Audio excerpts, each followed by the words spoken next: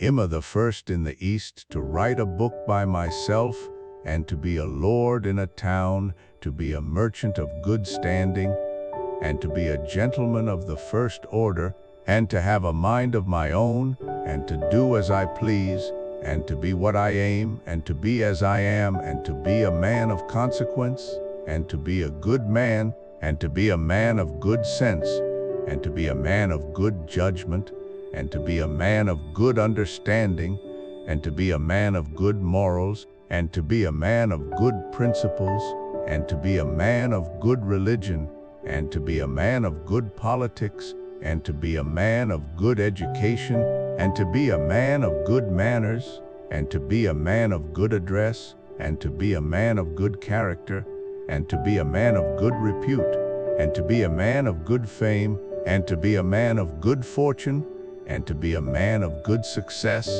and to be a man of good prosperity, and to be a man of good happiness, and to be a man of good contentment, and to be a man of good peace, and to be a man of good health, and to be a man of good strength, and to be a man of good courage, and to be a man of good spirit, and to be a man of good resolution, and to be a man of good firmness, and to be a man of good constancy, and to be a man of good perseverance, and to be a man of good industry, and to be a man of good frugality, and to be a man of good economy, and to be a man of good management, and to be a man of good discretion, and to be a man of good prudence, and to be a man of good wisdom, and to be a man of good knowledge, and to be a man of good learning, and to be a man of good understanding, and to be a man of good discernment, and to be a man of good sagacity,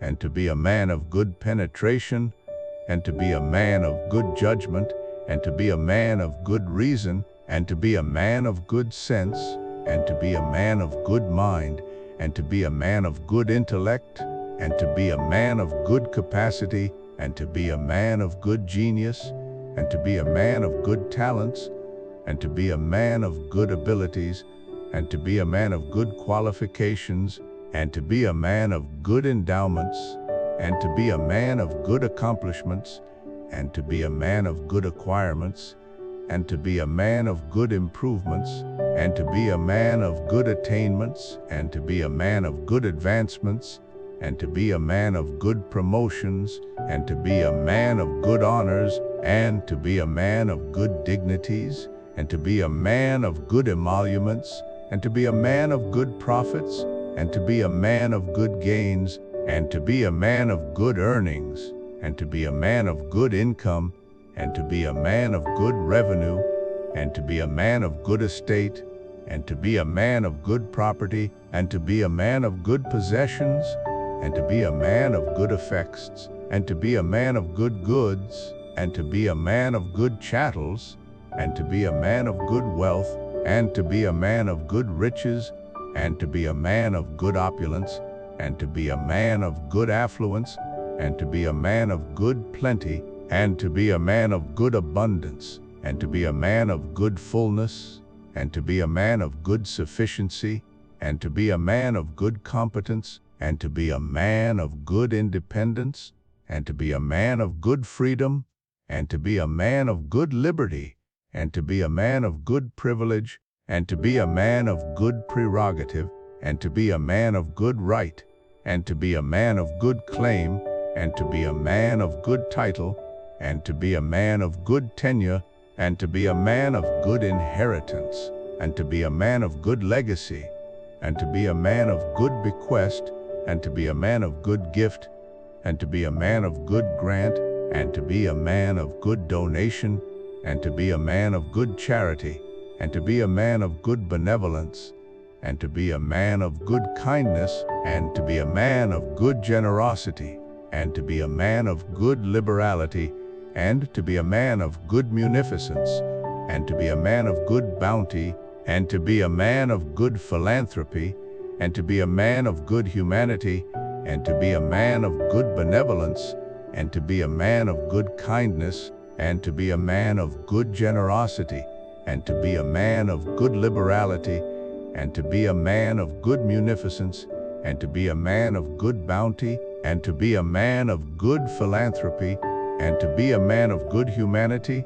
and to be a man of good benevolence, and to be a man of good kindness, and to be a man of good generosity, and to be a man of good liberality, and to be a man of good munificence, and to be a man of good bounty, and to be a man of good philanthropy, and to be a man of good humanity, and to be a man of good benevolence, and to be a man of good kindness, and to be a man of good generosity, and to be a man of good liberality, and to be a man of good munificence, and to be a man of good bounty, and to be a man of good philanthropy, and to be a man of good humanity, and to be a man of good benevolence, and to be a man of good kindness, and to be a man of good generosity, and to be a man of good liberality, and to be a man of good munificence, and to be a man of good bounty, and to be a man of good philanthropy,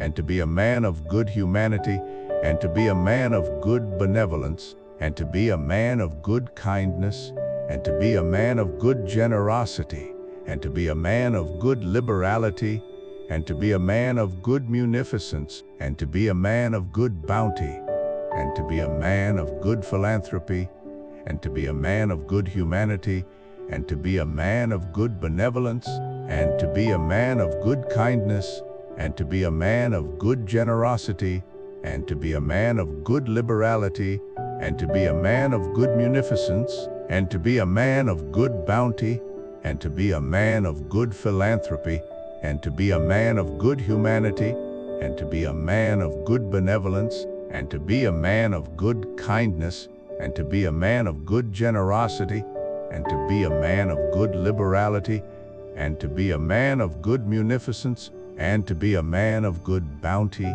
and to be a man of good philanthropy, and to be a man of good humanity, and to be a man of good benevolence, and to be a man of good kindness, and to be a man of good generosity, and to be a man of good liberality, and to be a man of good munificence, and to be a man of good bounty, and to be a man of good philanthropy, and to be a man of good humanity, and to be a man of good benevolence, and to be a man of good kindness, and to be a man of good generosity, and to be a man of good liberality, and to be a man of good munificence, and to be a man of good bounty, and to be a man of good philanthropy, and to be a man of good humanity, and to be a man of good benevolence, and to be a man of good kindness, and to be a man of good generosity, and to be a man of good liberality, and to be a man of good munificence,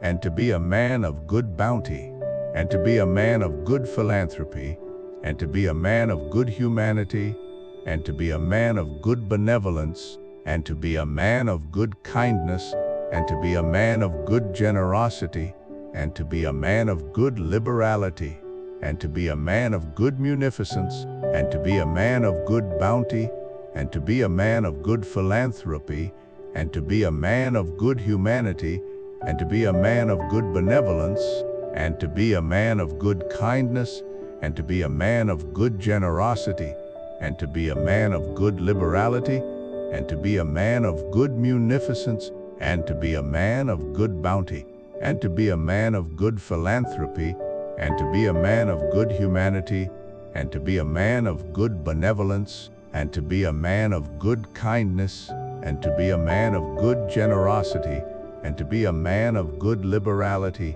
and to be a man of good munificence, and to be a man of good bounty, and to be a man of good philanthropy, and to be a man of good humanity, and to be a man of good benevolence, and to be a man of good kindness, and to be a man of good generosity, and to be a man of good liberality, and to be a man of good munificence, and to be a man of good bounty, and to be a man of good philanthropy, and to be a man of good humanity, and to be a man of good benevolence, and to be a man of good kindness, and to be a man of good generosity, and to be a man of good liberality, and to be a man of good munificence, and to be a man of good bounty, and to be a man of good philanthropy, and to be a man of good humanity, and to be a man of good benevolence, and to be a man of good kindness, and to be a man of good generosity,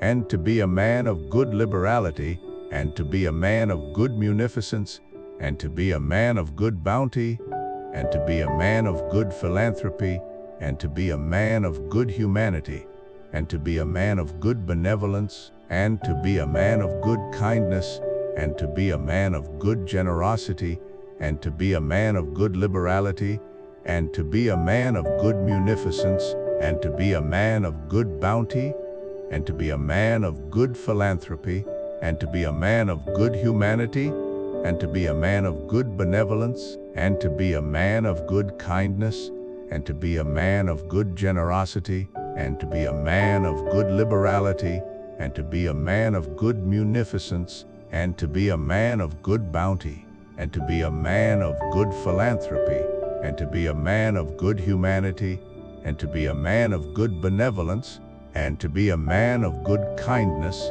and to be a man of good generosity, and to be a man of good liberality, and to be a man of good munificence, and to be a man of good bounty, and to be a man of good philanthropy, and to be a man of good humanity, and to be a man of good benevolence, and to be a man of good kindness, and to be a man of good generosity, and to be a man of good liberality, and to be a man of good munificence, and to be a man of good bounty, and to be a man of good philanthropy, and to be a man of good humanity, and to be a man of good benevolence, and to be a man of good kindness, and to be a man of good generosity, and to be a man of good liberality, and to be a man of good munificence, and to be a man of good bounty, and to be a man of good philanthropy, and to be a man of good humanity, and to be a man of good benevolence. Welcome, fellow curious minds,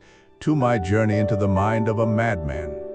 Now, before you adjust your academic spectacles and prepare for a deep dive into ancient philosophy, which don't worry, we will get to eventually in this series, let me assure you, for today's opening act, we're taking a slightly different, shall we say, more unconventional path to wisdom.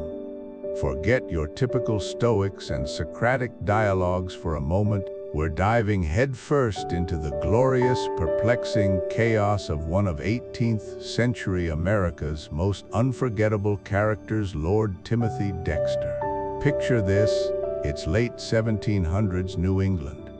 A man of humble origins, with barely any formal schooling, not only manages to amass a considerable fortune, but then proceeds to flaunt it with the panache of a Broadway impresario. He declares himself a lord, commissions magnificent statues of himself and his esteemed contemporaries to adorn his sprawling estate, and generally lives a life so outlandish, so defiant of polite society, that he becomes a legend in his own time.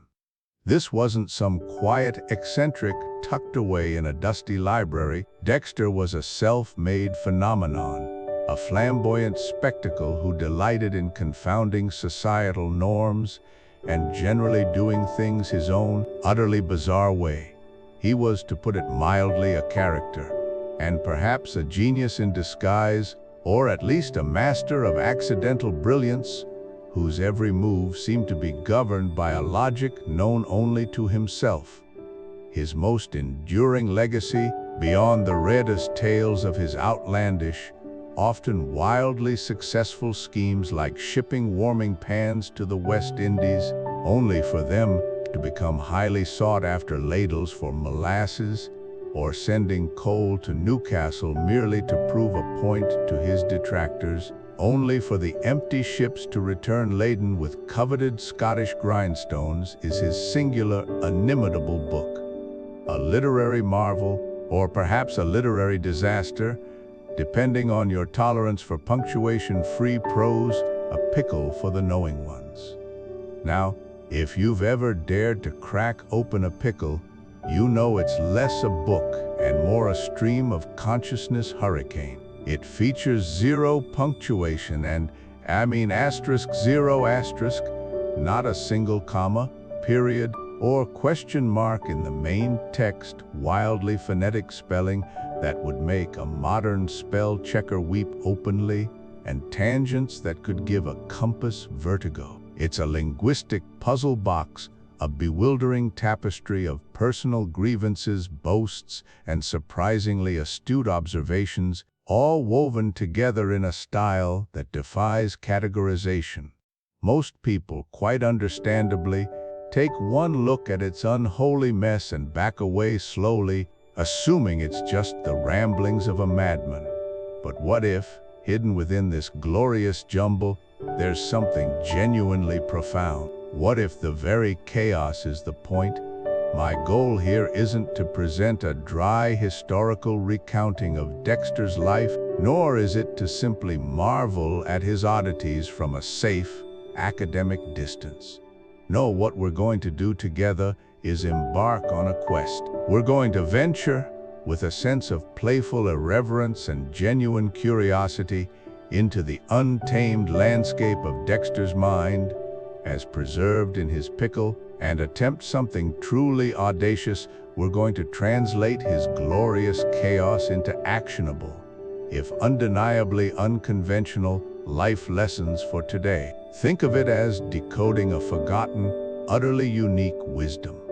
How did this man, who seemed to disregard every single rule of civility, commerce, and grammar, manage not only to survive but to absolutely thrive?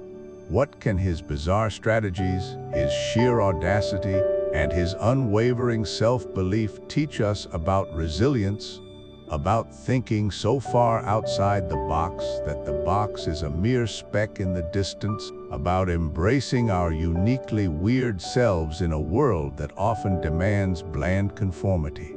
In an age of overthinking, overanalyzing, and an endless parade of self-help gurus offering the same old platitudes, perhaps the unfiltered, unpolished wisdom of an 18th century madman is exactly what we need to shake things up. This isn't a lecture, folks.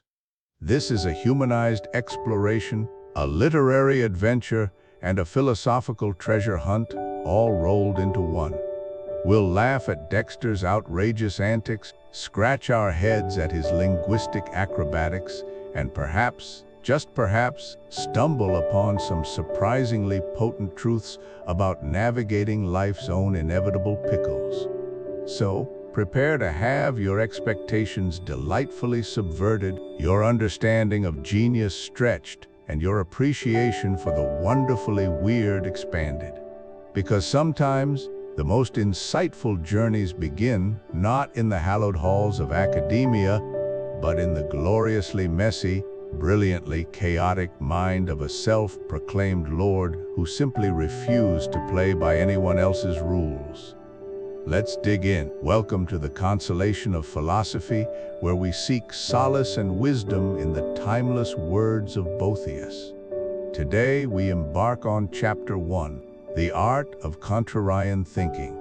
While Boethius grappled with the fickle nature of fortune from a prison cell, his work offers profound insights into how we perceive and respond to life's unpredictable turns. It's a powerful reminder that our perspective often dictates our reality, even when facing seemingly insurmountable odds. This chapter explores a fascinating historical anecdote that perfectly illustrates fortune's caprice and the power of independent thought, a tale that could have been plucked directly from Boethius's own reflections on the wheel of fortune. Our story begins in ancient times with a wealthy Roman merchant named Dexter.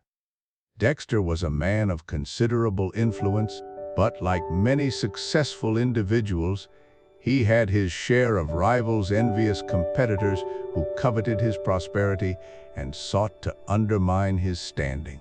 These rivals, cloaked in feigned friendship, concocted a devious scheme designed to ruin him utterly. Their plan was insidious in its simplicity, They would persuade Dexter to embark on a venture so utterly illogical, so glaringly absurd, that it was guaranteed to fail, costing him a fortune and his reputation. The task they proposed: to sell coal to Newcastle. For those unfamiliar with the idiom, Newcastle in England has historically been a major coal mining region, synonymous with abundant coal. The very idea of importing coal into Newcastle, let alone selling it, was the epitome of futility and exercise in attempting to profit from something that was already superabundant and readily available locally. It was akin to selling ice to Eskimos or sand to a desert sheikh. The rivals presented this opportunity to Dexter with great fanfare, feigning enthusiasm and promising immense, though entirely fabricated, returns. They painted a picture of a burgeoning, overlooked market, knowing full well that any sensible person would dismiss it as madness. But Dexter, perhaps swayed by an unusual streak of stubbornness, or perhaps seeing something others didn't, surprisingly took the bait. He invested heavily, loading ships with vast quantities of coal and setting sail for Newcastle, much to the secret delight and open mockery of his rivals, who eagerly awaited news of his impending financial ruin. The stage was set for Dexter's downfall. His rivals confidently awaited reports of his ships languishing in port, unable to offload their ludicrous cargo, or of his eventual bankruptcy from the sheer cost of transport and storage. Yet fate, or perhaps Boethius's Lady Philosophy, had a most unexpected twist in store.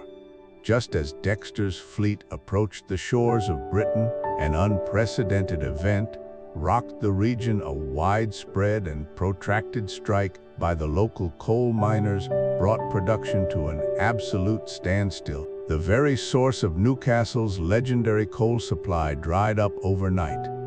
Suddenly, a city that had once scoffed at the idea of imported coal found itself in a desperate crisis. Homes were cold, industries ground to a halt, and panic began to set in. The irony was exquisite. Dexter's supposedly worthless cargo, the very symbol of his supposed folly, was now priceless. He was, quite literally, the only game in town. With no other options, the people of Newcastle and the surrounding regions clamored for his coal. Dexter, once mocked, became a savior. He sold his entire stock at exorbitant prices, making not just a profit, but an absolute fortune, far exceeding anything his rivals had ever imagined for themselves. The very scheme designed to destroy him became the foundation of his greatest triumph, leaving his rivals utterly dumbfounded and humiliated. What can we, in our modern world, glean from Dexter's extraordinary tale, particularly through the lens of Boethius's Consolation? It's a vivid illustration of the unpredictable dance between human endeavor and the whims of fortune. But more than that, it underscores the profound value of contrarian thinking, the courage to question the status quo, to ignore the so-called experts, and to defy conventional wisdom. In an age saturated with information and opinion, it's all too easy to fall into line, to follow the crowd, to accept established narratives without critical examination. But true innovation, significant breakthroughs, and often the most substantial opportunities lie precisely where others aren't looking. They are found by those willing to challenge the prevailing wisdom, to scrutinize assumptions that everyone else takes for granted. Think of the industries that have been disrupted, the technologies that were once dismissed as niche or impractical, the business models that initially seemed ludicrous. Many of these successes began as selling coal to Newcastle, ideas, concepts that conventional thinkers deemed impossible, unprofitable, or simply foolish. Spotting opportunities others miss isn't about having a crystal ball. It's about developing a keen sense of observation, a willingness to see potential in overlooked areas, and the resilience to act on those insights despite widespread skepticism. It requires a mind that can differentiate between genuine folly and an unconventional approach that simply hasn't found its moment yet. Dexter didn't predict the strike, but he was positioned in such a way that when fortune's wheel turned, he was ready to capitalize. His action, though seemingly irrational at the outset, placed him perfectly when external circumstances aligned. This brings us to a powerful, albeit counterintuitive, truth. Sometimes, the dumbest idea is the one no one else is trying. Why? Because if everyone believes something is a bad idea, there's no competition. The market for that bad idea is completely open. If, against all odds, external factors shift, or if you uncover a nuanced understanding that others missed, that dumb idea can suddenly become an incredibly lucrative, even revolutionary one.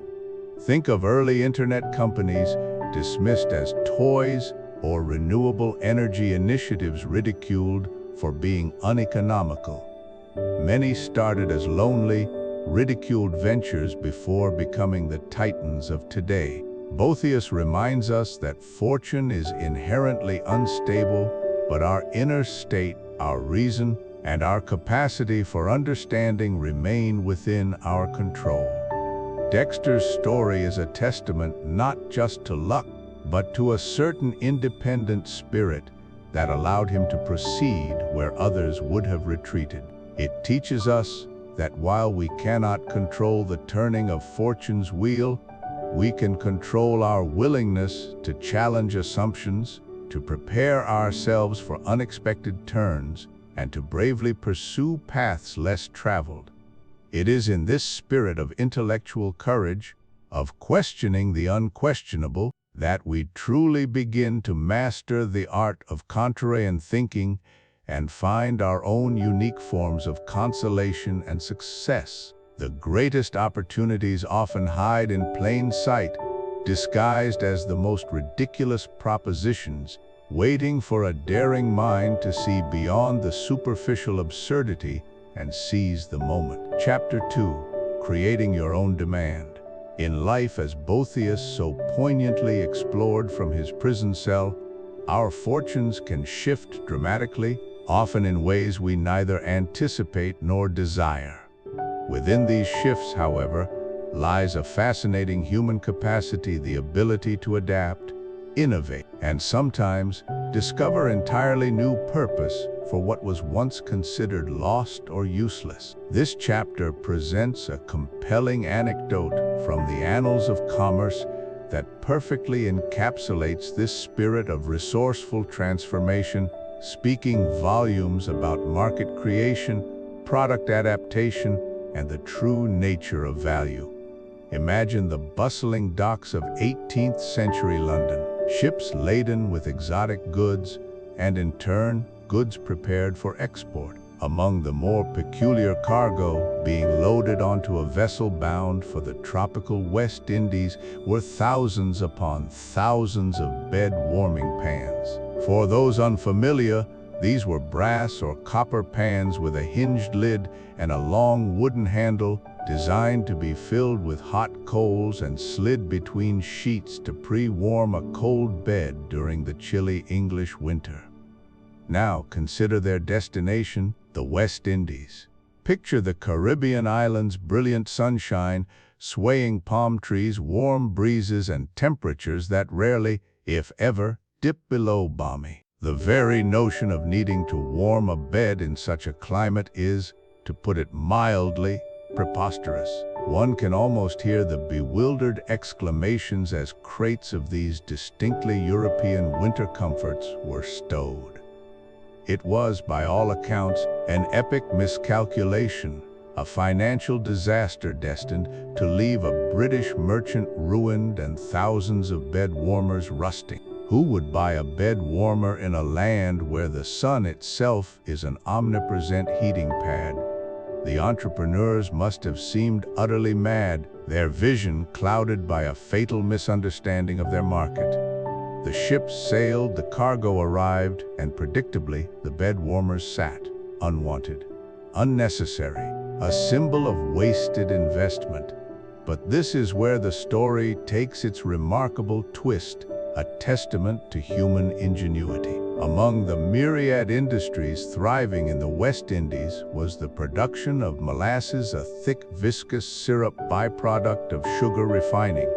And within this industry, a persistent, practical problem existed: how to efficiently ladle hot, sticky molasses from vast vats into barrels. Traditional ladles often proved inadequate, too small, not sturdy enough, or lacking the necessary reach.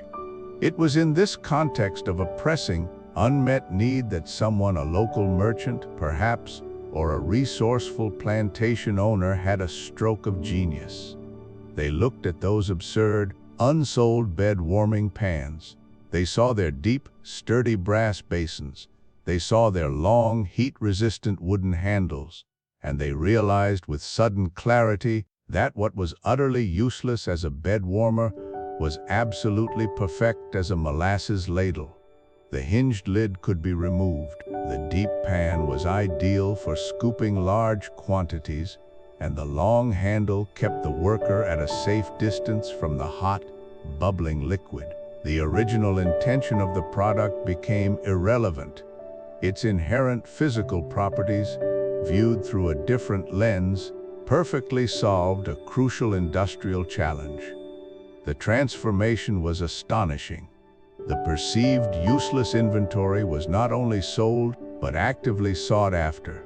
These bed-warming pans, initially a symbol of colossal marketing blunder, became an indispensable tool, a highly valued commodity in the booming molasses industry.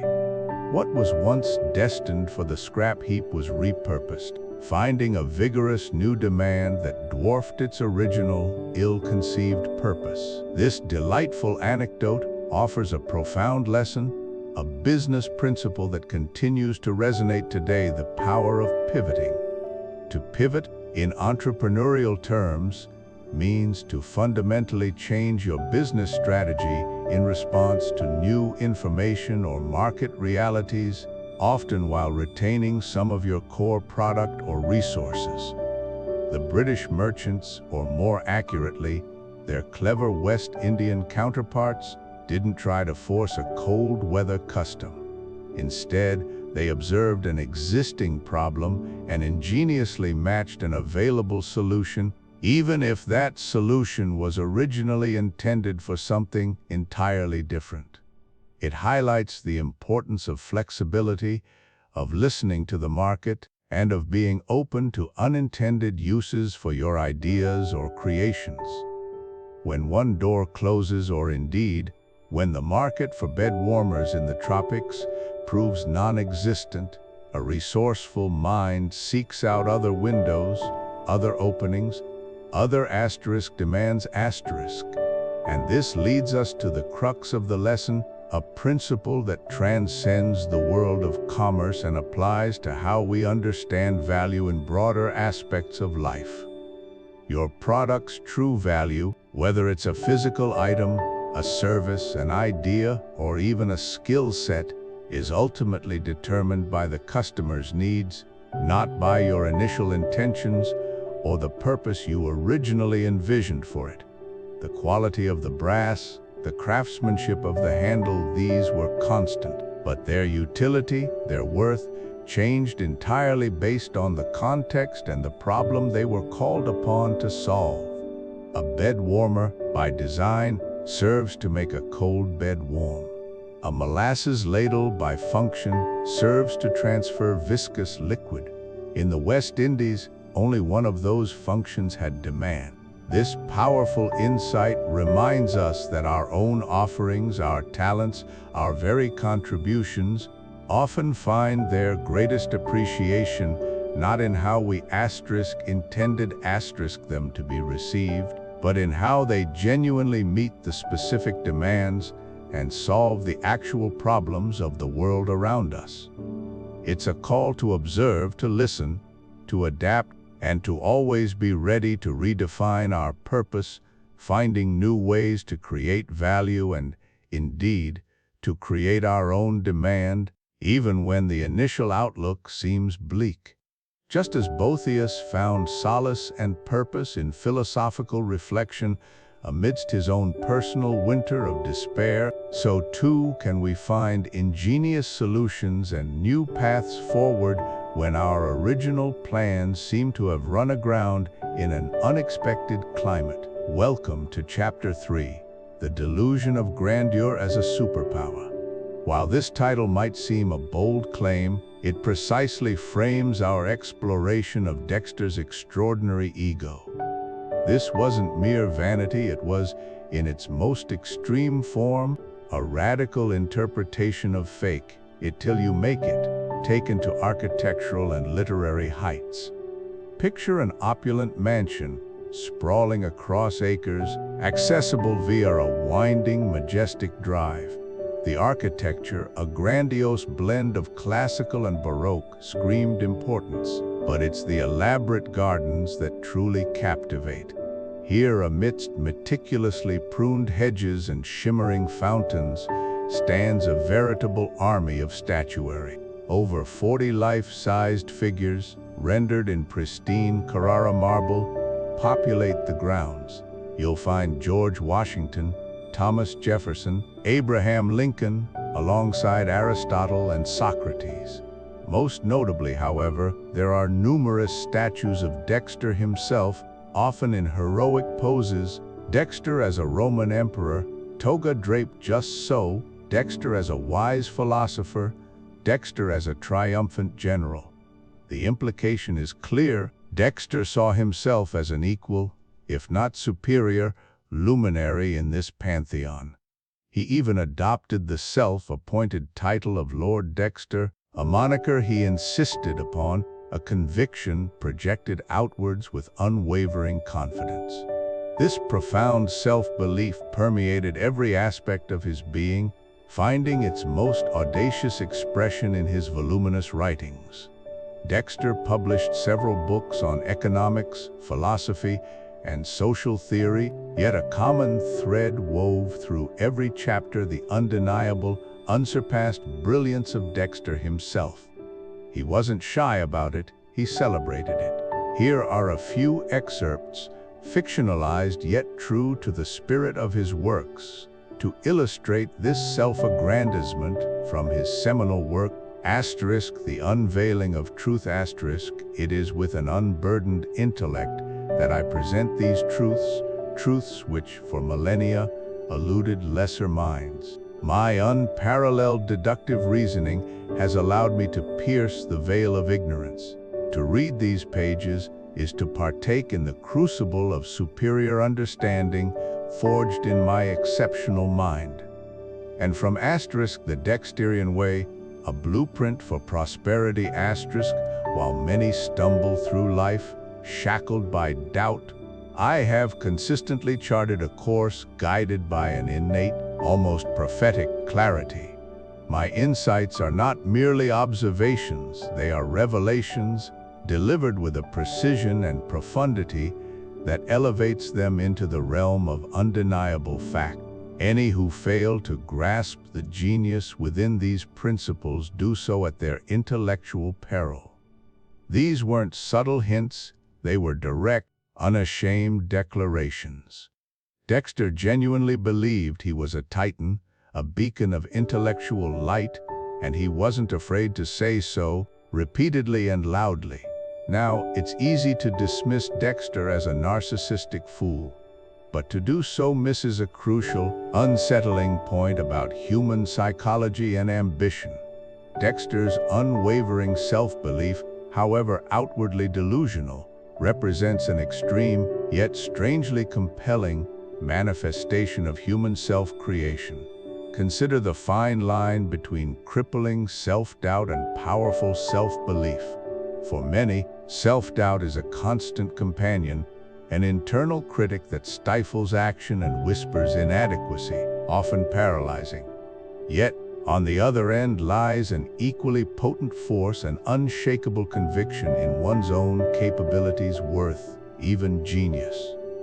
Was Dexter secretly insecure, overcompensating with theatrical grandeur? Or was he genuinely unburdened by typical anxieties, his ego too robust to be pierced? Regardless of its genesis, the impact of this self-belief is what proves truly fascinating. It allowed him to project an image of invincibility, attract followers, dismiss critics with regal disdain, and crucially, to act without hesitation. This brings us to the core lesson from Dexter's saga: an unshakable belief in your own worth, however self-generated or irrational, can be an incredibly powerful force for action. It eliminates procrastination, silences detractors, and emboldens one to pursue even the most audacious goals. Dexter, by his sheer force of self-declaration, effectively convinced himself and many around him of his unparalleled importance. In a world often paralyzed by uncertainty, his absolute conviction acted as a kind of superpower, propelling him forward.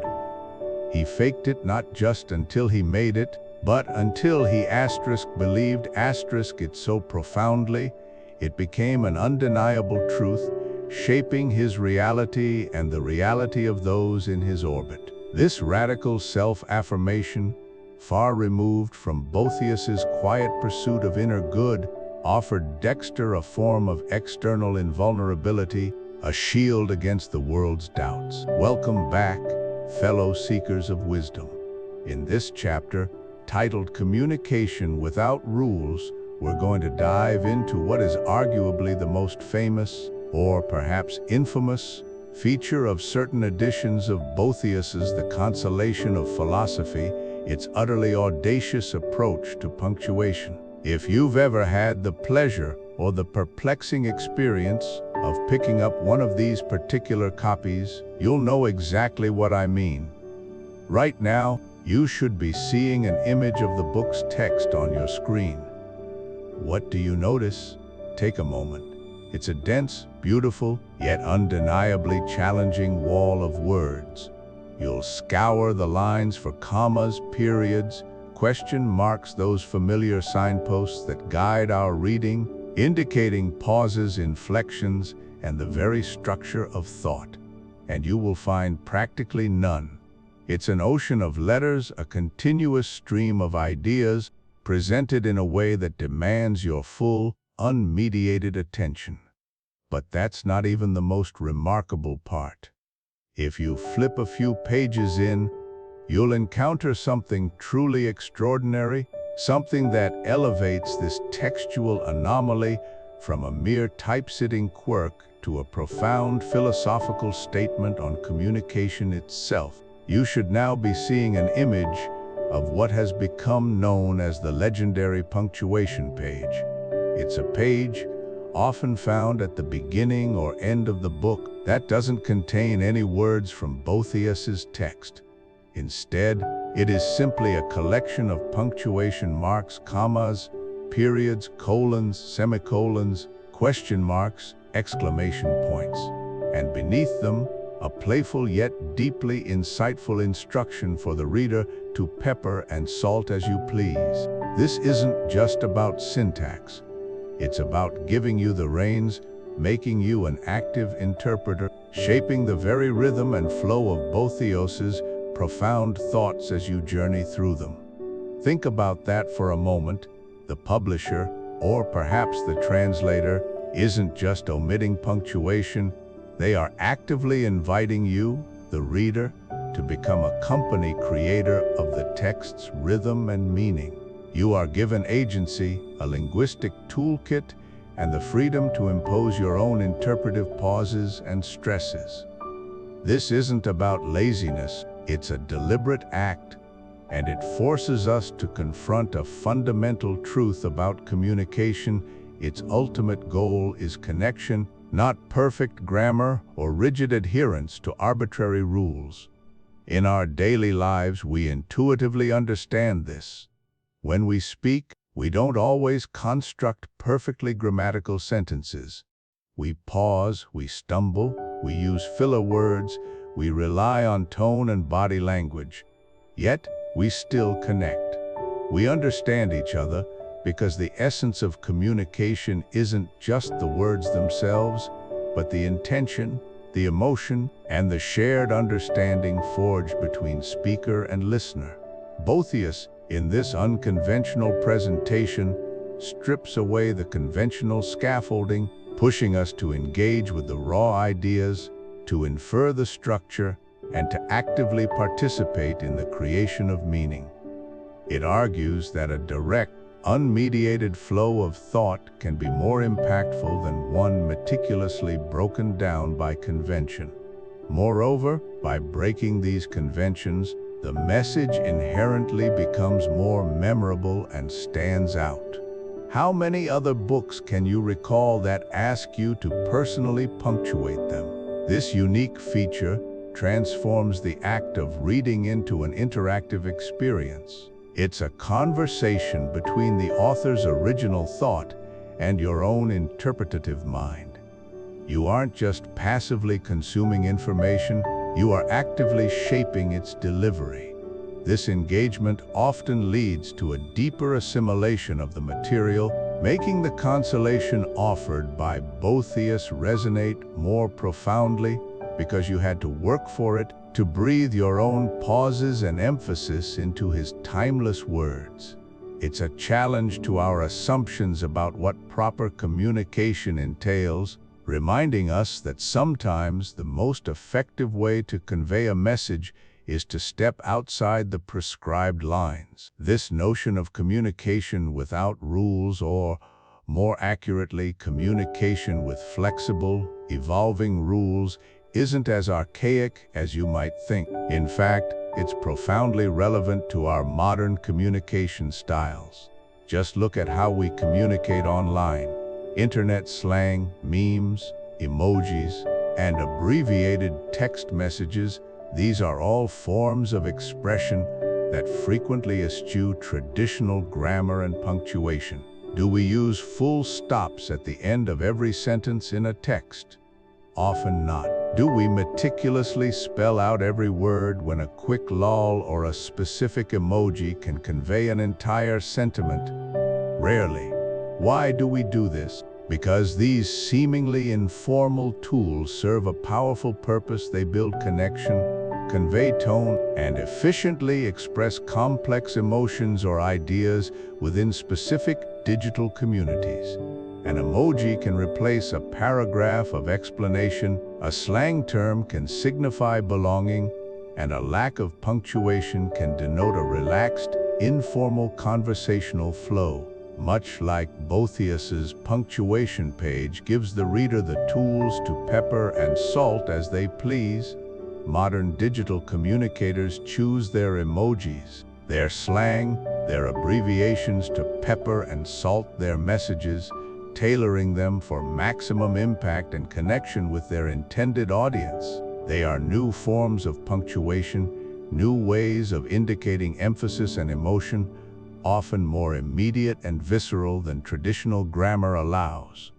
So, in a surprising twist, Boethius's ancient text, in its most famous textual presentation, offers us a rather prescient glimpse into the future of communication. It champions the idea that the true essence of conveying a message lies not in rigid adherence to form, but in the flexible, adaptive, and often unconventional ways we find to truly connect, to be understood, and to make our words, or lack thereof, resonate. The profound wisdom of Boethius is thus not only in his words, but in how some editions have chosen to present them, inviting us to be active participants in the ongoing dialogue of philosophy. Welcome back. Today we confront our anxieties about legacy and how we're remembered. Imagine attending your own funeral, an unseen witness to eulogies, tears, and hushed conversations. What would you hope to see? What would you fear discovering? This isn't just morbid fantasy. For one man, Dexter, it became a bizarre, darkly comedic and tragic reality. Tired of his humdrum existence, and perhaps driven by insecurity, Dexter concocted an insane scheme he would fake his own death. He meticulously planned every detail for a full-blown funeral. He wanted to see, with his own eyes, who mourned him, who spoke kindly, what impression he'd left. It was an extreme, self-inflicted test of his reputation. The day arrived. Dexter, carefully disguised, watched friends, family, and acquaintances gather. He saw the coffin, felt the solemnity, heard the murmured condolences. A ghost at his own wake, it was utterly surreal. As the ceremony unfolded, a knot tightened in his stomach. He observed each person, scrutinizing their expressions, gestures, words. Were they sad enough? Were their tears genuine? Was their grief sufficiently profound to satisfy his unstated criteria? Then his eyes fell upon his wife. Dressed in black, accepting sympathies, she seemed amiss. To Dexter's hypersensitive, self-obsessed gaze, she wasn't weeping uncontrollably, wasn't inconsolable. He detected a faint air of relief, a lack of the utter devastation he believed his passing should have inspired. Perhaps a polite smile to a comforting word. To Dexter, through his distorted lens of desperate affirmation, this was an unforgivable betrayal. The thought experiment went horribly wrong. What was meant to confirm his importance became a bitter indictment. His illusion of self-worth crumbled under his wife's perceived lack of sorrow. The audacity, the disrespect. Unable to contain his rage, Dexter revealed himself. Emerging from the shadows, a figure of fury, he confronted his wife. In a shocking act of violence, he struck her with his cane, furious at her perceived inadequacy, her failure to perform the role of bereft widow to his delusional standards. It veers sharply from dark comedy to stark tragedy, revealing the horrifying consequences of a mind consumed by external validation.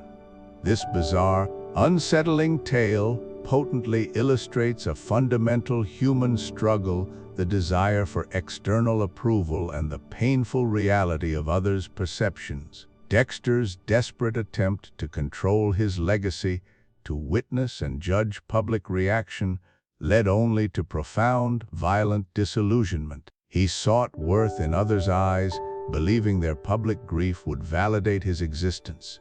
And here, Boethius offers profound counsel. Dexter's tragedy stems from placing his ultimate good, his sense of value, entirely outside himself, in the fickle hands of public perception and unpredictable emotions. He equated true worth with external reputation, fame, and fleeting opinions. Boethius, through Lady Philosophy, argues such external goods aren't true goods. They are transient, unreliable, beyond our control. How others remember us, what they say at our funerals, isn't something we dictate. Their feelings are their own, shaped by their experiences, not just the image we project. The lesson from Dexter's ill-fated undertaking is clear. If hard-won true peace, contentment, and lasting self-worth come not from managing public image or demanding specific reactions. Instead, it comes from cultivating an inner life aligned with our deepest values and principles.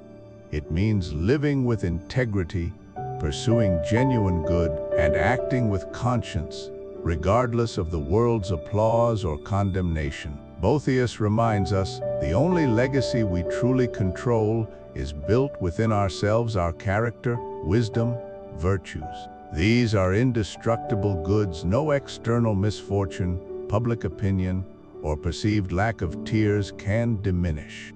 We should live so that if we did attend our own funeral, our satisfaction would come not from public grief, but from the quiet knowledge we lived authentically, true to ourselves, pursuing inherent good. Dexter's story is a harrowing warning against chasing external validation and a stark reminder that true consolation is found within. In our journey through Boethius's Consolation of Philosophy, we've grappled with the profound wisdom of accepting fate, of finding an unshakable inner peace amidst the turbulent sea of external circumstances.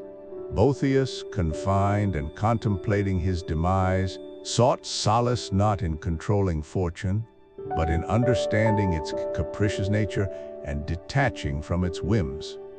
But what if we could also, without contradicting Boethian principles, engage with fortune, not to control it, but to strategically embrace the unpredictable currents it sends our way?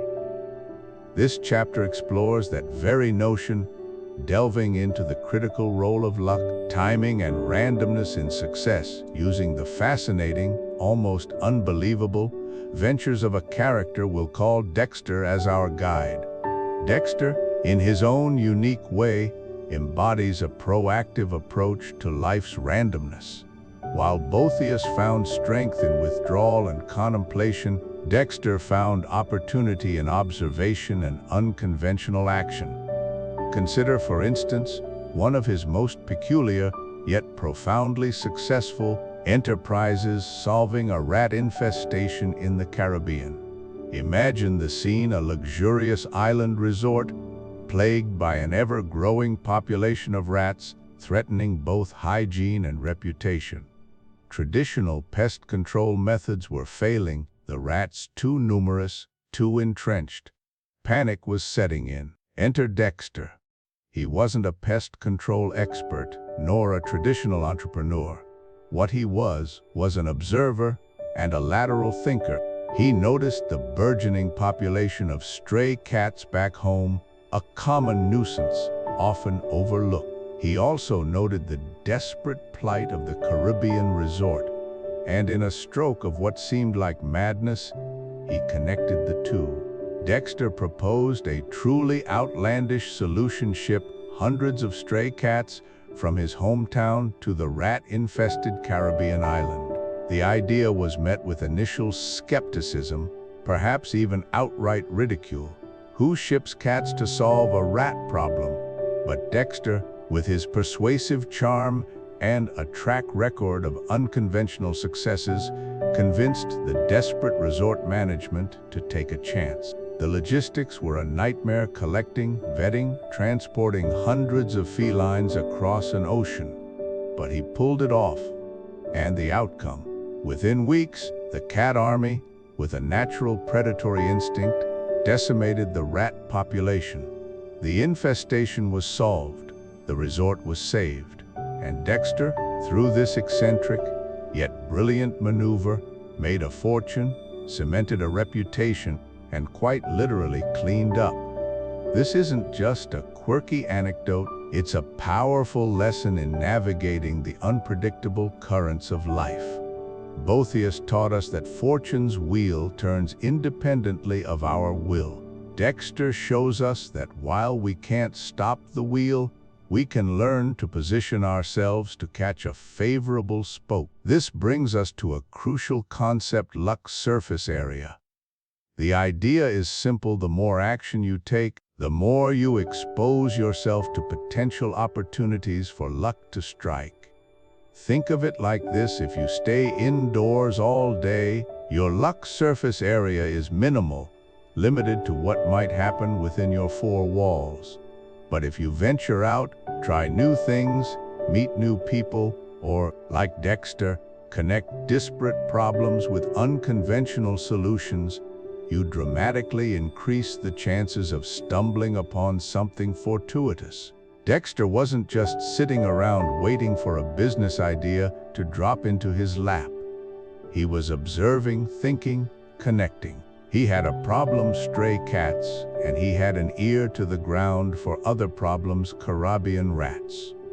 His active engagement with the world, his willingness to think beyond conventional boundaries, created an expansive luck surface area. He wasn't lucky to hear about the rats. He was active in a way that made him receptive to that information and capable of acting on it. It's vital to reiterate you cannot control luck itself. No amount of effort can guarantee a random positive outcome. Boethius would certainly agree. His philosophy is steeped in the acceptance of what is beyond our control. But while you can't control luck, you absolutely can position yourself to benefit from it. Dexter didn't make the rats appear, nor did he conjure the cats. He merely recognized an existing alignment of needs and resources. His strategy wasn't about imposing his will on fortune, but about aligning his actions with its unpredictable movements. He created the conditions where luck could manifest. This isn't magic, it's proactive engagement. It's about being prepared, being observant, and being willing to act when an unlikely opportunity presents itself. Consider the alternative in action. If Dexter had merely sighed at the stray cat problem or shaken his head at the Caribbean rat infestation, nothing would have happened. The cats would have remained a nuisance, the rats a crisis. His luck surface area would have been zero. This leads us to our concluding, and perhaps most liberating, point: a bias for action, even weird action, is almost always better than inaction. Boethius, despite his imprisonment, was not inactive in mind. He engaged in profound intellectual and spiritual action.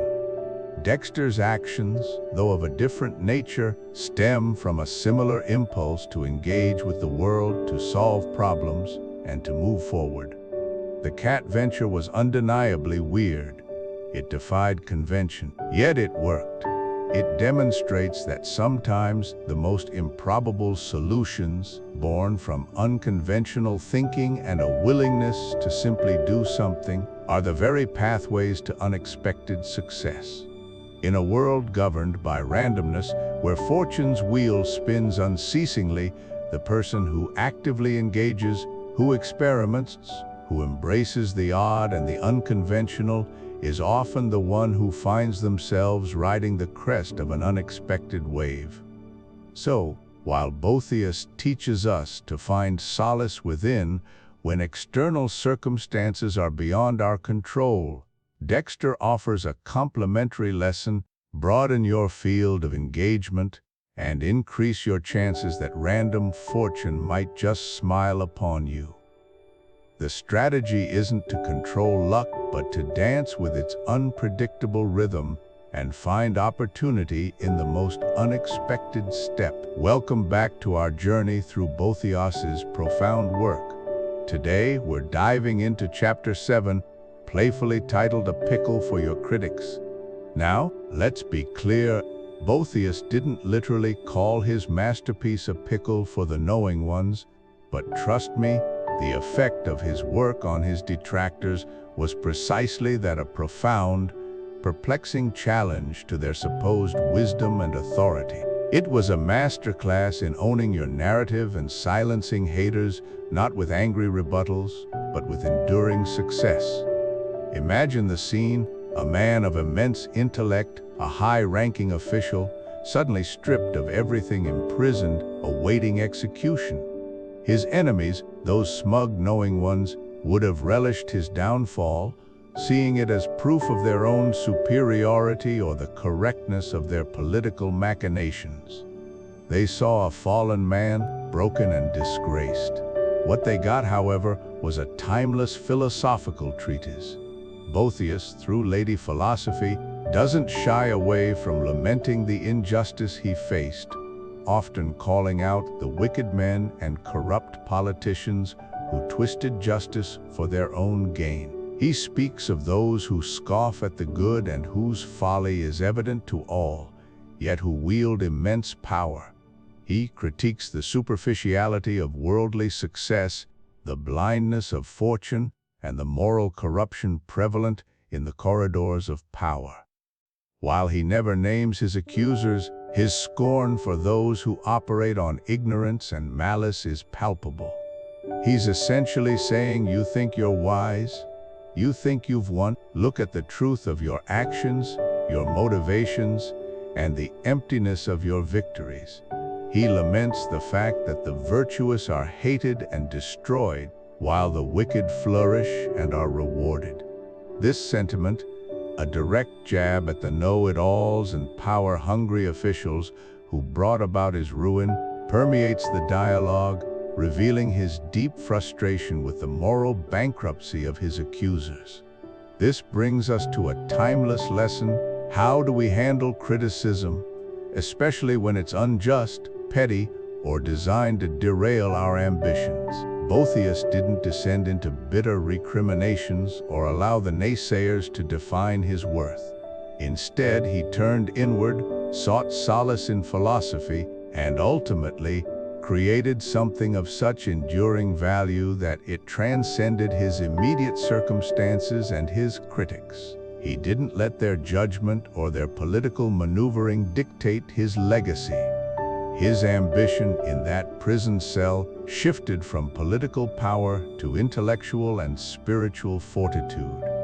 His success in this context wasn't a last-minute pardon or a triumphant return to power. It was the creation of a book that has resonated for 15 centuries. His critics are, for the most part, historical footnotes, remembered only because of their association with Boethius's tragic, yet ultimately triumphant story. The Consolation of Philosophy is the ultimate mic drop. It's the philosophical equivalent of saying, "You thought you silenced me? I just wrote a book that will outlive your entire regime," and it's a profound exploration of the very injustice you inflicted, wrapped in eternal wisdom. It's a masterclass in owning your narrative, transforming victimhood into profound wisdom, and silencing haters not with vengeance, but with an enduring legacy of truth and beauty. Their fleeting political success was temporary, his philosophical legacy eternal. And that, my friends, is Boethius's ultimate pickle for the knowing ones. It's a challenge to every critic, every naysayer, every petty tyrant throughout history. True power, true success lies not in earthly dominion, but in the enduring strength of mind and spirit, in the legacy of ideas that outlast empires and silence the loudest detractors with their sheer brilliance. It is a puzzle for those who judge only by external circumstance, a profound riddle for those who believe only in the fleeting moment, and a timeless testament to the power of the human spirit to find solace and meaning even in the darkest hours. Welcome back to our journey through the Consolation of Philosophy. We've navigated the tumultuous waters of Boethius's despair, explored the true nature of happiness, and wrestled with the paradoxes of free will and divine foreknowledge. Now, for our final chapter, we take a detour from the ancient halls of Roman prisons to the eccentric, riotous world of an American merchant who, in his own peculiar way, offers a striking, albeit unintentional, counterpoint to Boethius's profound meditations on fortune and virtue. This is Chapter 8, The Legacy of the Glorious Fool. Our focus today is on the unforgettable figure of Timothy Dexter, a man whose life story reads less like history and more like a tall tale spun in a boisterous tavern. Born into poverty in Malden, Massachusetts, in 1747, Dexter received minimal schooling, serving first as a farm laborer and later as a leather dresser. By all conventional metrics, he was destined for obscurity, perhaps a life of quiet toil. Yet Dexter, it seemed, had a different destiny in mind, one dictated not by logic or common sense, but by a whimsical, almost supernatural brand of luck, or perhaps a unique form of genius disguised as madness. His rise to prominence began with a seemingly foolish marriage to a wealthy widow, Elizabeth Frothingham. This provided him with capital, but it was his subsequent investment choices that cemented his legend. Against all sound financial advice, and much to the derision of his peers, Dexter purchased vast quantities of depreciated continental currency after the American Revolutionary War. When the fledgling nation later stabilized and decided to honor the currency, Dexter became immensely rich overnight. It was an act of economic folly that turned into a staggering triumph. But his financial exploits didn't end there. He sent warming pans, household items used to heat beds in cold climates, to the West Indies. His contemporaries scoffed, certain he would lose his shirt in such a hot climate. Yet the warming pans sold out, purchased by savvy locals who found their long handles perfect for use as ladles in sugar-cane refineries. He then shipped a cargo of coal to Newcastle, England, a place already renowned for its abundant coal mines. Again, the wise predicted his ruin. But, through a stroke of unimaginable luck, a miners' strike had crippled local production, and Dexter's coal sold at a premium. His life was a cascade of such improbable successes, shipping Bibles to the West Indies and finding a ready market due to missionary efforts, or selling an exorbitant quantity of whalebone to a market that suddenly surged in demand. Dexter consistently defied market logic, historical precedent, and common sense, becoming obscenely wealthy in the process. Timothy Dexter didn't just make money, he cultivated an image. He built a garish mansion in Newburyport, adorned with minarets and statues of himself alongside other historical figures. He penned an entirely unpunctuated, poorly spelled, and grammatically chaotic autobiography titled A Pickle for the Knowing Ones, which somehow, despite its utter disregard for linguistic conventions, became a bestseller. He even faked his own death to see how people would react, severely chastising his wife for not weeping enough at his mock funeral. Why does the story of Timothy Dexter endure? Why does this self-proclaimed lord remain such a cult figure, a source of endless amusement and fascination centuries later? Part of it is undoubtedly the sheer audacity of the man, his blatant disregard for societal norms, and his astonishing ability to consistently pull off the impossible. He is the ultimate anti-hero, the underdog who wins against all odds, confirming our secret hope that sometimes, just sometimes, the rules don't apply and pure, unadulterated gumption can carry the day. This brings us to the cultural appeal of the wise fool archetype, a role Timothy Dexter embodied with unparalleled gusto. From ancient jesters who spoke truth to power through humor, to Shakespeare's fools who saw profound truths others missed, humanity has always been captivated by those who appear foolish but possess a deeper, unconventional wisdom. Dexter, in his own way, was such a figure. He challenged the very notion of what constitutes intelligence, good judgment, and even fortune itself.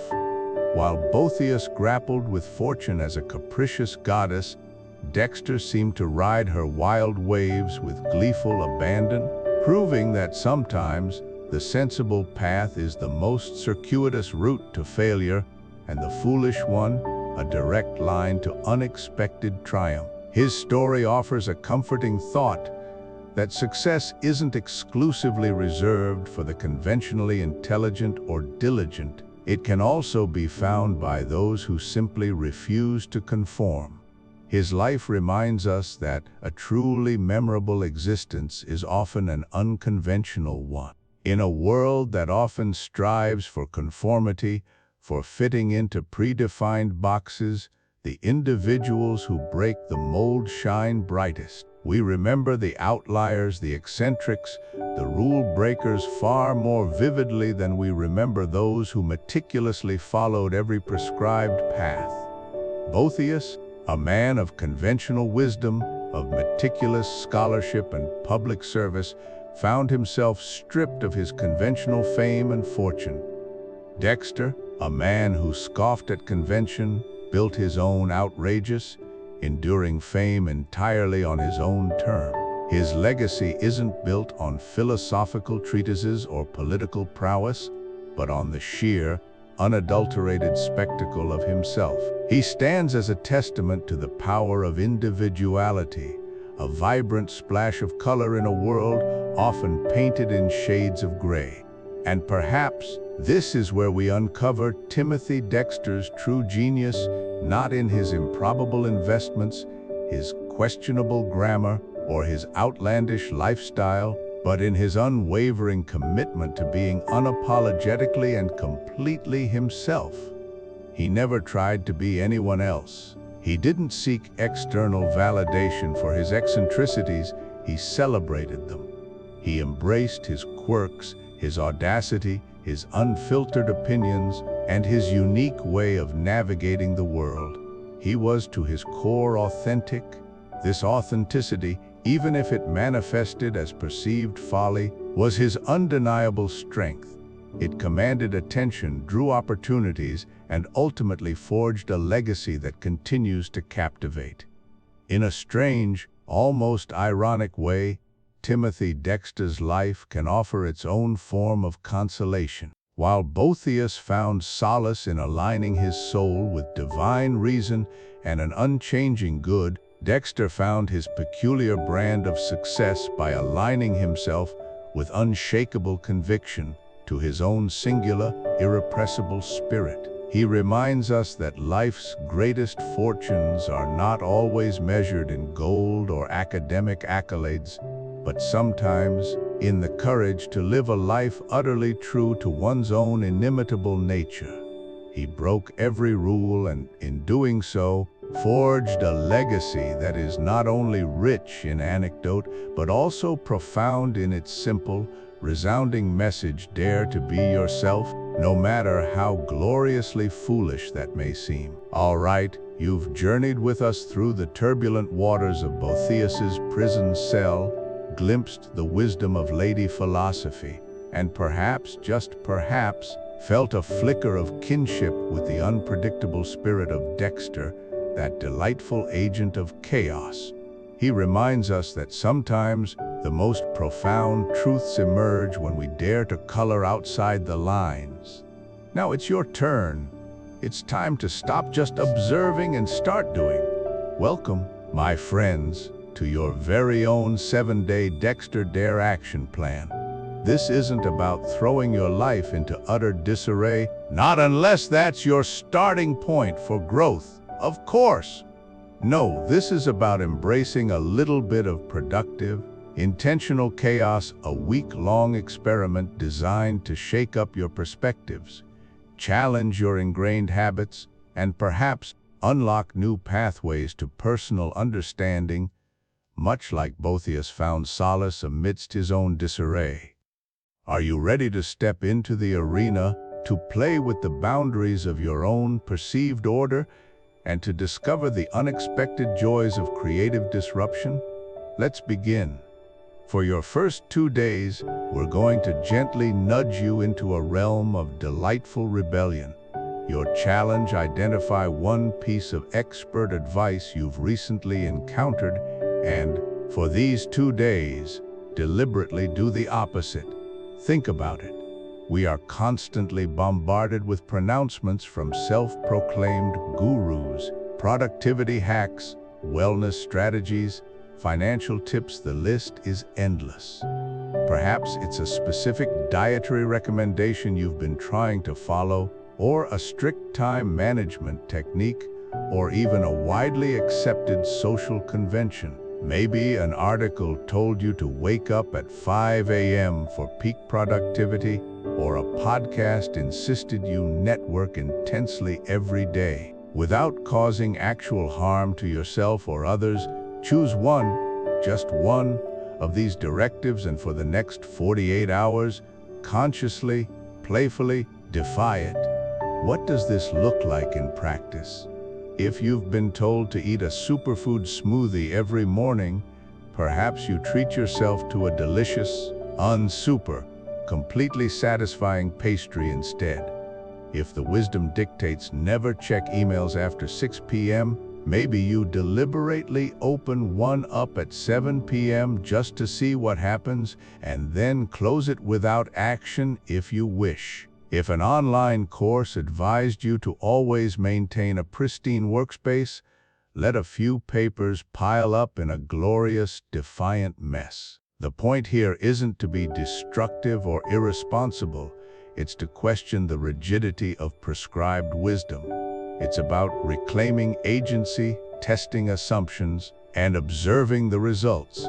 Does the sky fall? Do you suddenly become less productive, less healthy, less successful? Or do you find a surprising sense of liberation, a fresh perspective, or even a realization that some rules are more arbitrary than you believed? Observe your internal reactions, your external outcomes. What does it feel like to deliberately step off the well-trodden path, even for a short while? Embrace the delightful subversion. Now, let's dive into the written word, but with a Boethian twist, channeling a bit of Dexter's unbridled expression. For day 3 and 4, your challenge is to write something important: an email, a significant journal entry, a personal reflection, even a short story, or a letter to someone without worrying, even for a single moment, about grammar, punctuation, or spelling. Yes, you heard that correctly. No commas, no periods, no apostrophes, no spell check corrections, no internal editor screaming about dangling participles or run-on sentences. Your sole focus is the unfiltered torrent of your thoughts, ideas, and emotions. Imagine your mind as a river, and you're simply letting it flow onto the page or screen, untamed by the dam walls of linguistic convention. This isn't about being sloppy, it's about experiencing the raw, unmediated power of your own voice. Write that work email expressing a complex idea, knowing you won't send it until you've edited it later, but during the drafting phase, let your thoughts pour out. Chronicle a recent experience in your journal exactly as it felt, without stopping to correct a typo or rephrase an awkward sentence. Write a passionate argument for something you believe in, letting the words tumble over each other with reckless abandon. Why this challenge? Because often, the fear of grammatical imperfection stifles our most authentic expressions. We self-censor, we overthink, we lose the spontaneous spark of an idea in the pursuit of perfection. Boethius, writing under immense pressure, might not have had the luxury of endless editing. His truths needed to be expressed. This exercise is designed to liberate your inner voice, to connect you more directly with your thoughts and feelings, and to demonstrate that the essence of your message can often shine through, even when the packaging is a little unconventional. You might be surprised by the clarity, the passion, or the sheer volume of what you can produce when the internal critic is silenced, even temporarily. Experience the freedom of pure expression.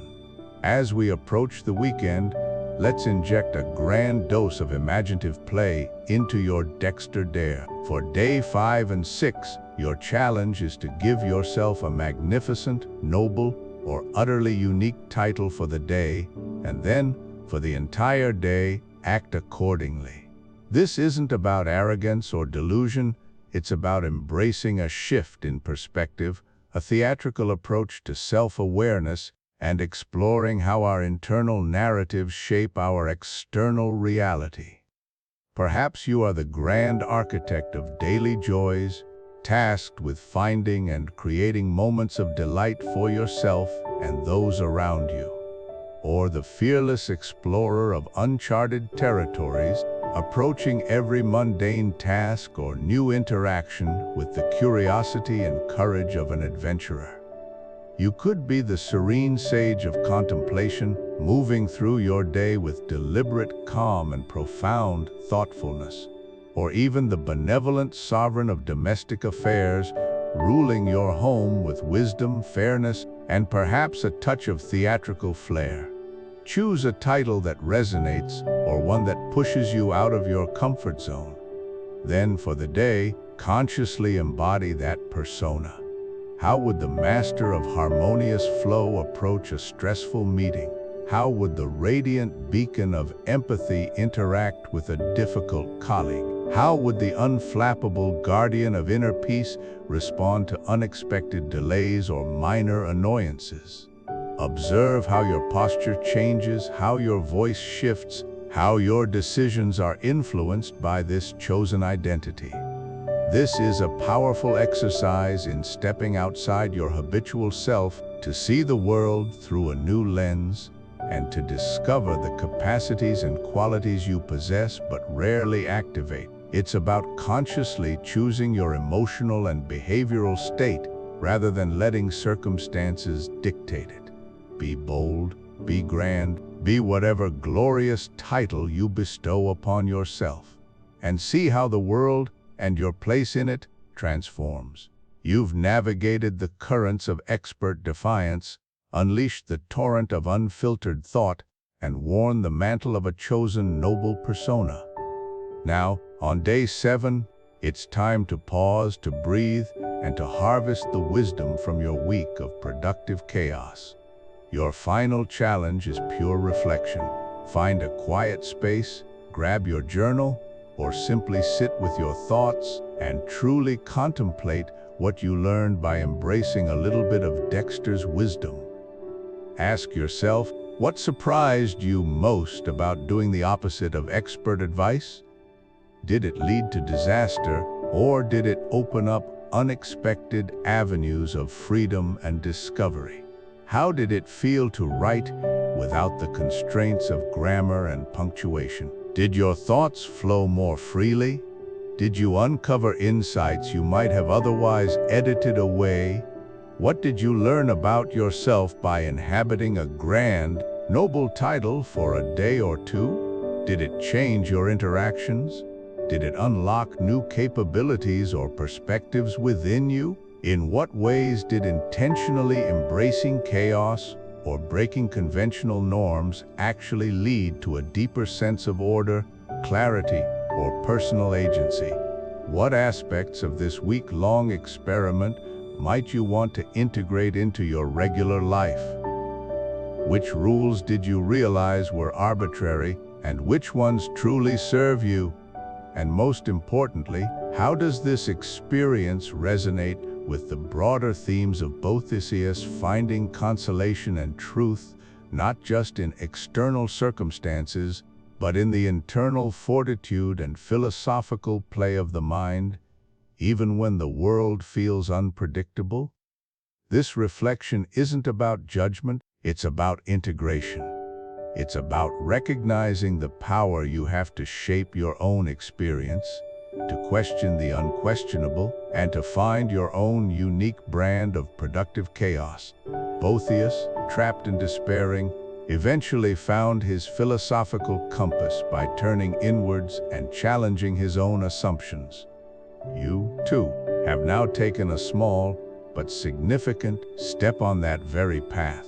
Embrace the insights, carry forward the lessons, and remember that sometimes the most profound order emerges from the most daring, delightful, and Dexter-esque disruptions. All right, let's distill all that wisdom, all those unexpected insights, into our 3-point summary, the Pickle's Core Wisdom. It's about taking the essence of what we've learned, not just from Boethius's profound journey, but through our own quirky, fermenting lens and making it stick. These aren't just abstract ideas, they're actionable mindsets ready for your life. First up, and perhaps the most counterintuitive yet undeniably powerful idea, fortune favors the boldly bizarre. We often find ourselves paralyzed by indecision, don't we? We wait for the perfect moment, the conventional path, the universally approved strategy. But Boethius, in his cold, desolate dungeon, stripped of everything, didn't have that luxury. He had to conjure meaning from the abyss, to find philosophy and solace in desolation, not by following a prescribed path, but by sheer intellectual will. This isn't merely about being brave, it's about being unconventionally brave. It's about recognizing that the strangest, most unconventional action, the one that feels a little bit silly or even embarrassingly out of sync with expectations, is often precisely the one that opens up completely unforeseen opportunities. Think of it like this: if everyone is digging for gold in the same well-trodden spot, the real, untapped treasures might be found by the person who starts digging with a spoon in a forgotten, peculiar corner. Inaction guarantees nothing but stagnation. It's the strange, sometimes awkward, but always active step that carves new pathways where none seem to exist. So, don't be afraid to try the weird thing, to pursue the slightly oddball idea, because that's where the magic and often the fortune truly lies. It's the equivalent of fermenting a humble cucumber. It's a bit odd, definitely not the norm for a vegetable, but look at the incredible flavor, resilience, and longevity it unlocks. So, stop overthinking the how and start doing the what, especially if the what feels a little off the wall. Embrace the peculiar. Our second core wisdom is equally transformative: write your own rules. We are immersed in a world overflowing with established norms, societal expectations, and well-trodden paths that promise success or happiness if only we conform.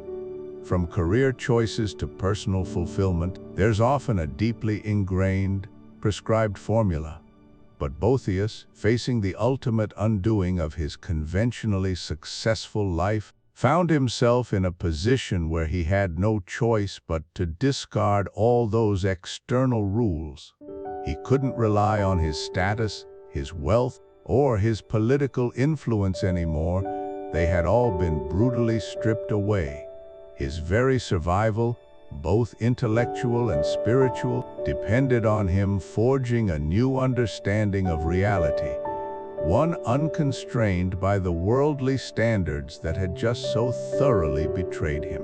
This profound lesson isn't about embracing anarchy for anarchy's sake. It's about recognizing that your unique perspective, your individual strengths, and your idiosyncratic approach are not hindrances, but rather your greatest, most potent advantages. When you operate outside the conventional playbook, you're not just breaking rules, you're creating new opportunities, new solutions, and new forms of value that others, bound by tradition and expectation, simply can't even perceive. Your distinct perspective allows you to see solutions where others only see insurmountable obstacles. It empowers you to innovate, to lead, and to define success on your own terms, rather than conforming to a borrowed, ill-fitting definition. Don't let the fear of standing out, of being different, prevent you from leveraging the very things that make you distinctive. Your unconventional path, your self-written rules, are precisely where your greatest triumphs will be found. Finally, and perhaps the most foundational truth we've uncovered, a principle that underpins everything else: confidence is currency. This isn't about adopting superficial bravado or displaying an arrogant demeanor. It's about cultivating an unwavering belief in your own intrinsic worth, your rational mind, and your inherent capacity to navigate whatever life, in its capricious nature, chooses to throw at you. Boethius, stripped bare of all external validation, could have easily succumbed to debilitating despair. His external world offered him no comfort, no reason for self-belief, no hope. Yet, through his rigorous philosophical inquiry, he reaffirmed his inner strength, his rational mind, and his spiritual resilience. He understood, with profound clarity, that his true value wasn't derived from imperial favor, fleeting public opinion, or material possessions, but emanated from within. This deep-seated internal self-belief, even when others don't understand it, or worse, actively doubt it and try to undermine it, is unequivocally your most valuable asset. It's the indestructible bedrock upon which you build your resilience, nurture your creativity, and fortify your ability to persevere through any hardship.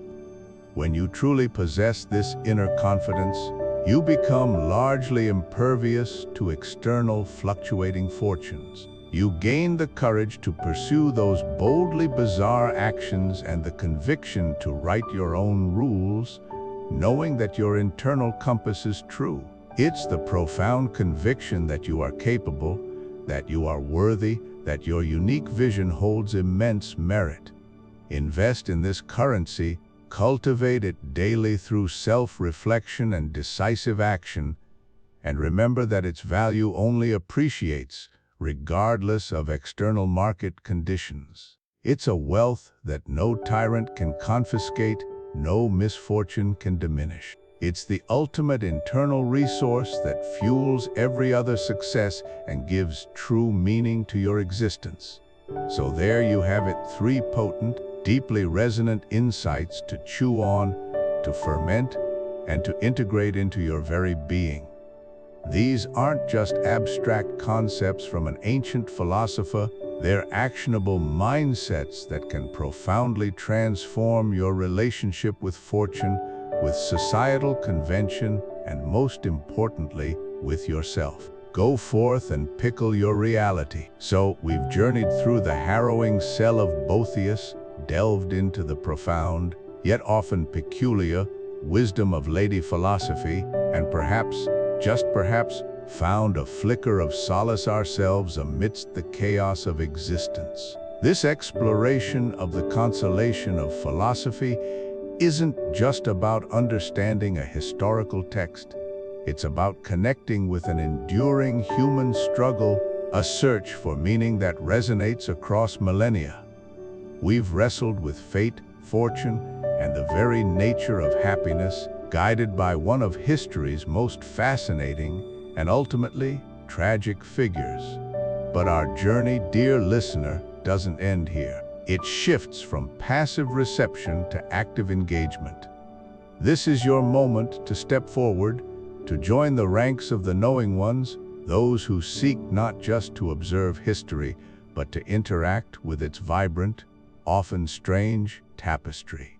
If you found yourself nodding along, if a new idea sparked in your mind, or if you simply enjoyed the peculiar tale of a man debating the universe with an allegorical woman, then please consider giving this video a like.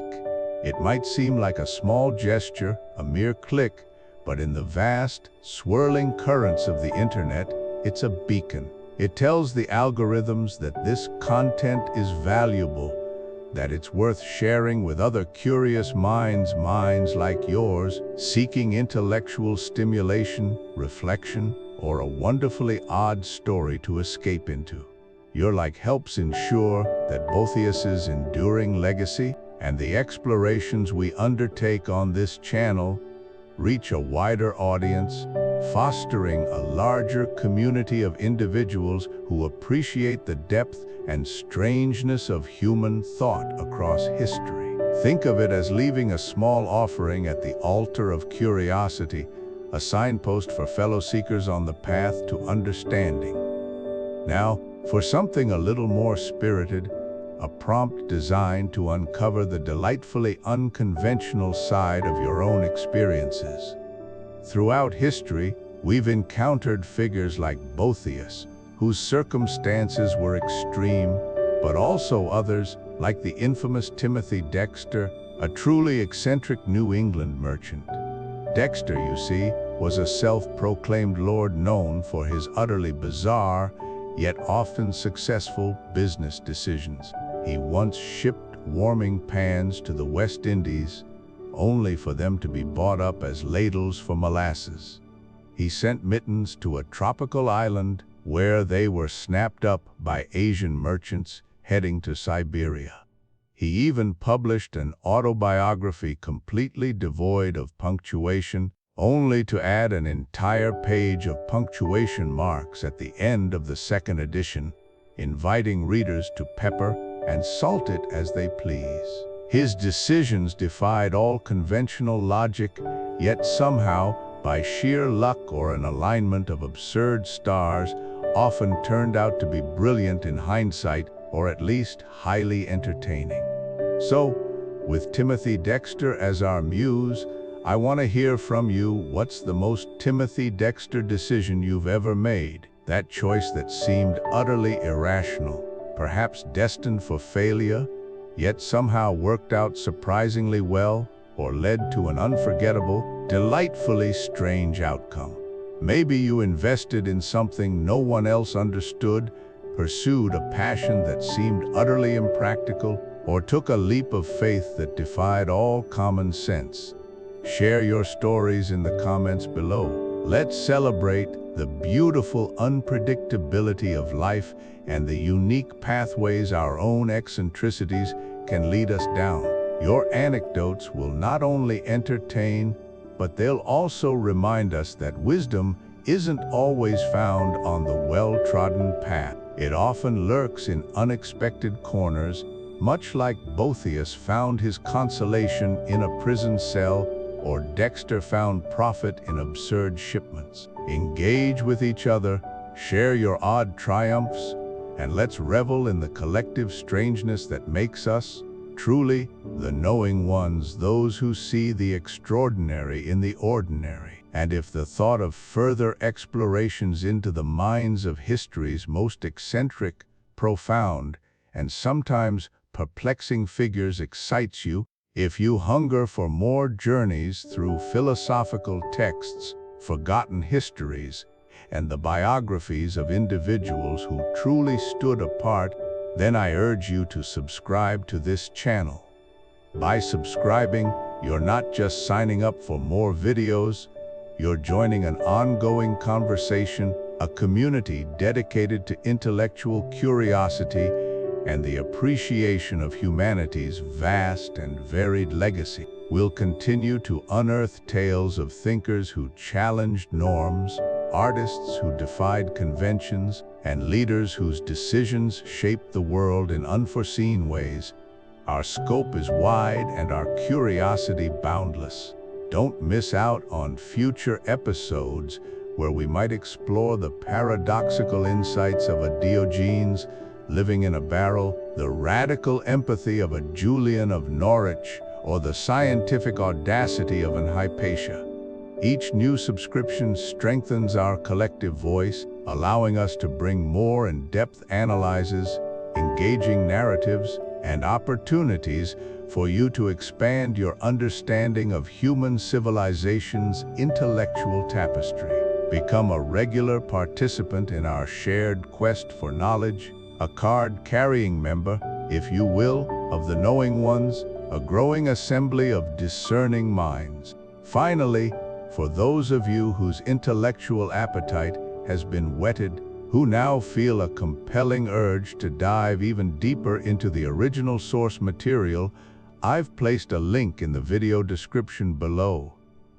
There, you'll find a way to access the Consolation of Philosophy for yourself, whether digitally or as a physical book. To read Boethius's own words, to engage directly with Lady Philosophy's arguments, is an experience unto itself.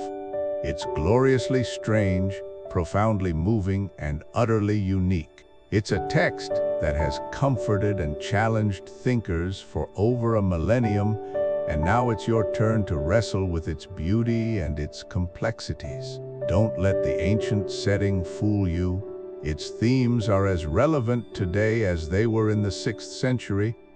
Pick it up, read it, challenge it, let it challenge you.